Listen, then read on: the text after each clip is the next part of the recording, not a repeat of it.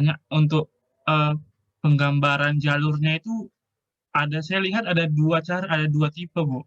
Yang kayak punya saya Bu, sama yang ini Bu, izin share sedikit, sama yang seperti ini Bu. Boleh. Itu nggak apa-apa ya Bu? Beda gitu Bu. Kalau ini dia apa namanya aktivitasnya itu di ini Bu, di garisnya gitu Bu. Jadi lebih kayak menggambarkan memahaminya gampang Bu. Tapi pas saya bikin coba yang part 1 itu Bu, saya nggak nemu cara ininya Bu. Soalnya kayak bercabang gitu Bu ini ya. Iya. Untuk network diagram boleh dengan macam-macam ya. Ini tadi aja teman-teman kan juga pakainya bundar-bundar, kemudian punyanya Alma pakainya yang kotak-kotak gitu ya. Buat saya nggak masalah. Karena itu nggak apa namanya, beberapa standar buku itu punya resource yang berbeda-beda, punya sumber yang berbeda-beda, dan saya tidak menyalahkan itu gitu, itu boleh aja. Termasuk juga penulisannya, misalnya kalau penulisannya Alma tadi, A, di bawahnya kemudian durasinya ya. Kemudian kalau ini langsung di sampingnya durasinya gitu kan, A dengan durasi 10 gitu ya, 10 hari. Itu juga buat saya nggak masalah juga. Yang penting kita bisa memahami dan bisa dari tabel itu membuat network diagram itu seperti apa. Jadi jangan sampai berpikir bahwa tadi yang predesesor gitu ya, terus durasi, total durasinya kan 31 hari ya sebetulnya. Total semua aktivitas itu 31 hari. Tapi ternyata kalau dibuat network diagram sebetulnya dengan 17 hari aja udah bisa selesai semua kegiatan gitu. Dengan cara seperti apa? Dengan cara dibuat beberapa kegiatan paralel. Jadi begitu kita dapat rincian aktivitas atau rincian kegiatan yang harus dilakukan, itu kita jangan langsung terima mentah-mentah bahwa oh berarti kalau misalnya ini semua aktivitas mau dikerjakan itu ya berarti butuhnya yang 31 hari karena semuanya dianggap serial atau beruntun. Padahal ternyata kalau kita runut itu sebetulnya ada beberapa aktivitas yang bisa dilakukan secara paralel sehingga waktu pengerjaan bisa jadi jauh. Bu, yang paralel tadi itu berarti yang crashing itu ya, Bu? Iya, tapi itu memparalelkan tanpa kesepakatan awal ya itu kita sebutnya. Tapi kalau misalnya dari sejak awal mereka sudah menyebutkan itu bisa diparalelkan, maka dia akan bisa membuat network diagram seperti ini. Baik, Bu. Makasih Rizka untuk mengklarifikasinya. Ada lagi? Paham Bu, makasih Bu. Makasih tadi. Bagus sekali tapi luar biasa. Senang saya, inisiatifnya luar biasa. Ada lagi? Kalau nggak ada, saya share sedikit lagi tentang kontrak kuliah ya. Ini yang sudah kita pelajari ya. Teman-teman belajar konteksnya. Jadi kita belajar apa sih bedanya proyek, koperasi, konteksnya gitu ya. Kemudian organisasinya, kita belajar ada yang weak organization, ada yang balance, ada yang projectize ya. Kemudian kita belajar juga prosesnya. Proses dalam manajemen proyek itu ada berapa ya? Ada yang masih ingat? Initiating, mulai, planning, kemudian executing, terus monitoring, controlling, terakhir closing. Oke. Kemudian kita belajar juga pemanfaatan aplikasi untuk aplikasi manajemen proyek yang kita gunakan apa ya teman-teman? Trello, Bu. Oke. Ada juga aplikasi TeamGun ya, kita gunakan juga untuk teman-teman bisa paham gitu ya. Ada juga aplikasi. Kenapa saya nggak pakai Microsoft Project ya? Kenapa ya? Karena ini aplikasinya kebetulan nggak bisa cloud based gitu. Dan sekarang dalam kondisi pandemi seperti sekarang ini agak sulit saya menggunakan ini gitu. Sebelumnya di tahun-tahun sebelumnya saya pakainya ini gitu. Cuman karena teman-teman sekarang lagi kita lagi kondisinya pandemi ya kita coba aplikasi baru makanya kita pakai Trello dan TeamGun. Kemudian kita bicara soal ini integration management, kita mengintegrasikan beberapa areanya.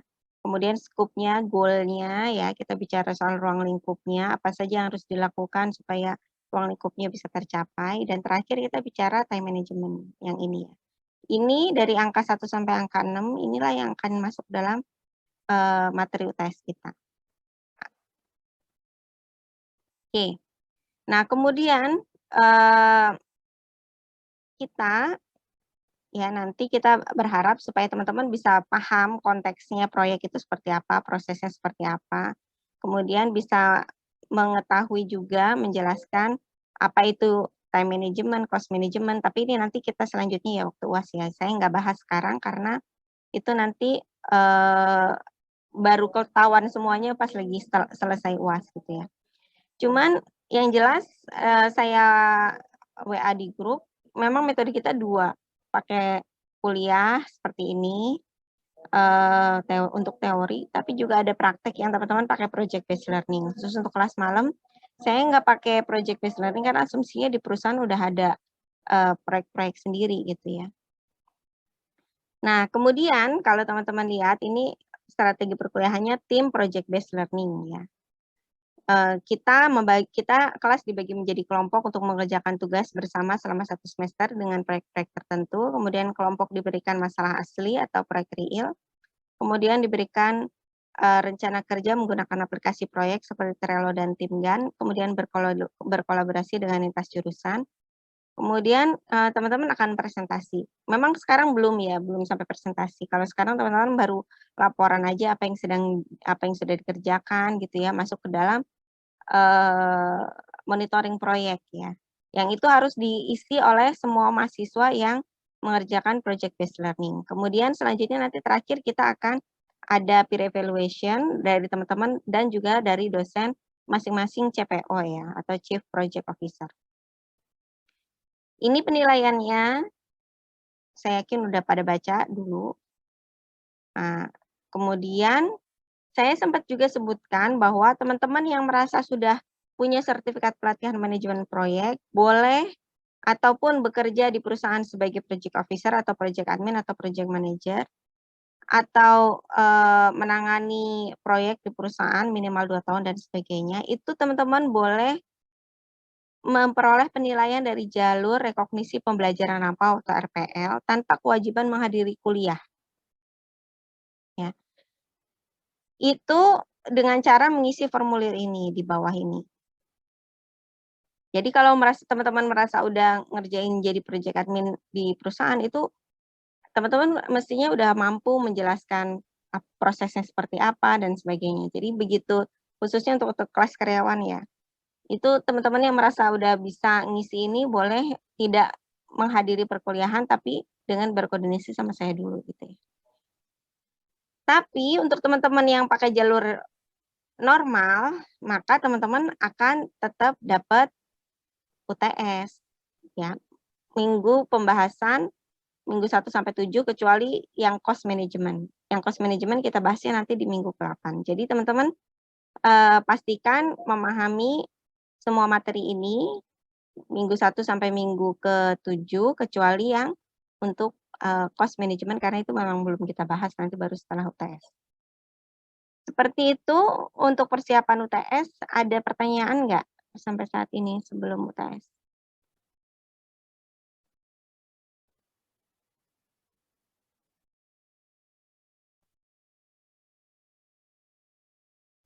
Bu, Ya. kalau mau nanya materi yang awal boleh ya?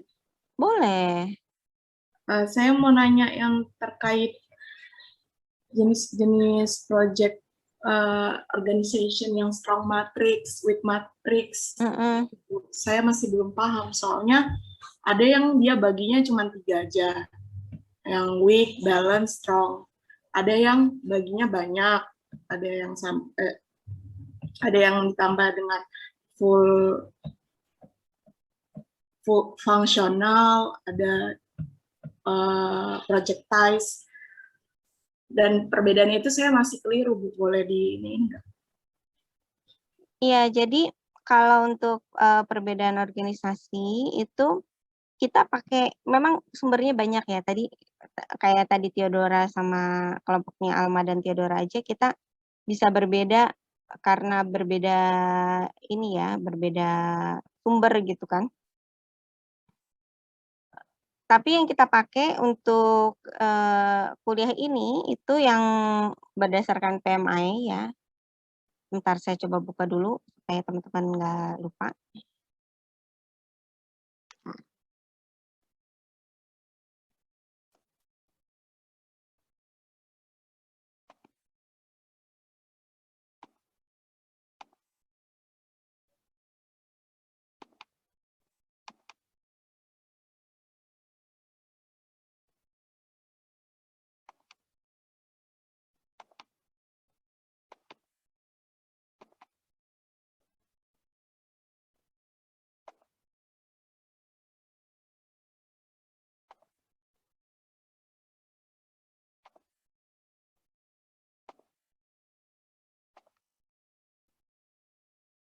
Ini udah kelihatan ya.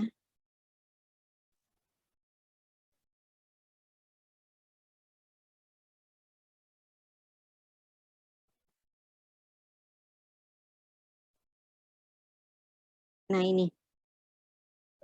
Jadi kalau yang menurut si PMI itu paling kasta paling rendahnya yang di sini, mulai dari sini. Di mana di sini koordinasi antar proyek itu nggak ada project manajernya, fungsional untuk organisasi fungsional nggak ada manajernya. Ya. Yang ngerjain siapa? Semuanya dari functional manager, nggak ada khusus project manager sendiri. Nah selanjutnya mulai ke week ini, yang sebelah kiri nih. Di sini ada koordinasi tapi di tingkat bawah. Ya, jadi kurang lebih ini sama fungsional itu ya sama-sama lemah lah. Tapi kalau di fungsional masih ada functional manager yang masih ada koordinasi antar masing-masingnya, jadi masih bisa. Nah, yang mulai balance itu di sini udah mulai ada project manager nih.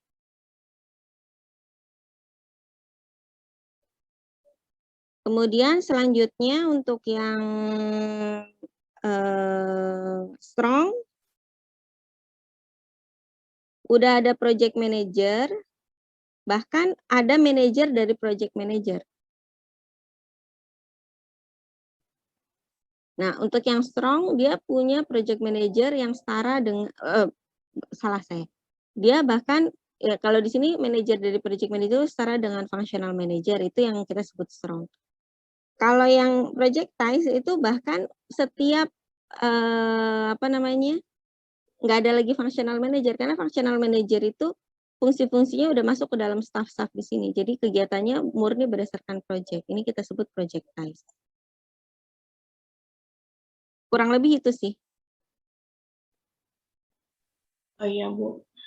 Jadi saya juga mau bertanya Bu, kalau tata letak project manager itu di setiap jenis-jenis ini tuh berpengaruh seperti apa ya Bu? Atau misalnya itu tergantung dari kebijakan perusahaannya gitu Bu? Iya, jadi ini memang akan sangat bervariasi tergantung perusahaan ya. Ini contoh perusahaan lagi ya, yang gabungan. Coba ini lihat ini, project manager di sini, tapi dia koordinasi antar staff, koordinasinya di sini dan di sini. Ini kan sebetulnya lebih mirip ke sini nih, ke strong organization kan. Tapi kenapa? Karena di sini bagian dari manajer dari project manager itu setara dengan fungsional. Ini sebetulnya strong organization. Tapi beda dengan yang di sini, karena di sini cuman satu proyek aja, ternyata di sini irisannya banyak dengan proyek-proyek lainnya gitu. Jadi ada koordinasi proyek A, proyek B, dan seterusnya. Jadi ini bisa jadi setiap perusahaan tuh punya ini yang berbeda-beda gitu ya, punya cara pengorganisasian yang berbeda-beda, dan bisa jadi dia gabungan dari strong dan fungsional misalnya, gitu kan? Karena di sini masih ada functional manager yang bekerja. Beda sama projectize, di mana functional manager udah nggak ada sama sekali gitu.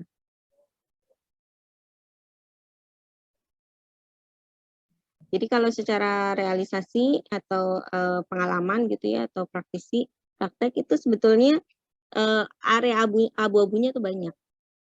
Tapi kita secara umum kita bilang kalau misalnya di situ yang kuat adalah project manajernya yang kuat adalah project manager, sehingga functional manager itu di situ tidak punya andil gitu ya, di mana pembagian organisasi berdasarkan project-project, itu ya kita sebut projectize.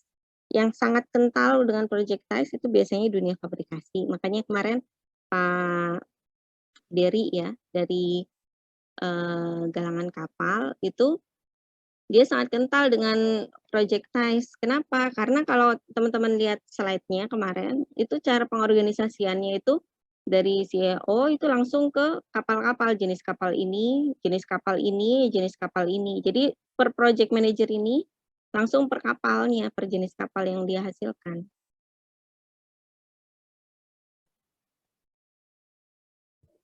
Oke Bu, udah paham. Makasih ya Bu.